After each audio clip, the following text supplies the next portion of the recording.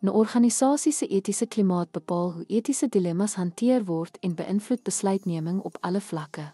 'n Sterk etiese klimaat bevorder vertroue en integriteit.